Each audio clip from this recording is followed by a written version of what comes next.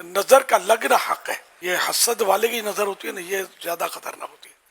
اصل اس سے مخصوص زہر پیدا ہوتا ہے کہ ذہن میں سی باتیں آتی ہیں حسد کے، مطلب تو یوں خار اور ہوتا نا کہ اس کو نقصان ہو جائے، بس یہ مطلب کہاں بڑھ گیا، اتنا کہاں چڑھ گیا. اور حسد کی تعریف یہی ہے کہ کسی کی نعمت دیکھ کر یہ تمنا کرنا کہ یہ اس سے جاتی رہے یہ نعمت، یہ حسد ہے. حسد نیکیوں کو اس طرح کھا جاتا ہے اس طرح آگ لکڑی کو. تو چونکہ حسد والا جو ہے یہ اپنی آگ میں چل رہا ہوتا ہے اور اس کے اندر کوئی اس طرح کے مادے پیدا ہوتے ہیں جو ریس کی صورت میں اس سے نکلتے ہیں، اور وہ جس کو یہ حسد کی نظر سے دیکھ رہا ہے یہ اس پر بسا اوقات اٹیک کر جاتے ہیں. اور جب وہ اٹیک کر جاتے ہیں نا تو یہ مطلب بندہ جو ہے یہ بیمار ہو جائے گا، پریشان ہو جائے گا.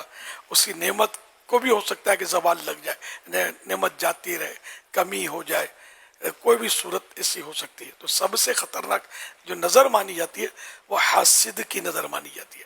اب رائے یہ کہ نظر تمہیں ہر ایک کی لگ سکتی ہے، اپنی بھی لگ سکتی ہے. خود اپنی کوئی چیز پسند آئی، اپنا بچہ ہی پسند ہے، بچہ تو کس کو پسند نہیں ہوتا اپنا.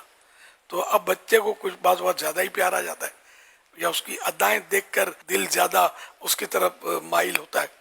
تو ایسے موقع پر کہ جب اپنی یا پرائی چیز پسند آئے تو اس طرح کہہ لے ماشاء اللہ، اس کی برکت سے انشاءاللہ آپ کی نظر اس چیز کو یا اس فرد کو نہیں لگے گی.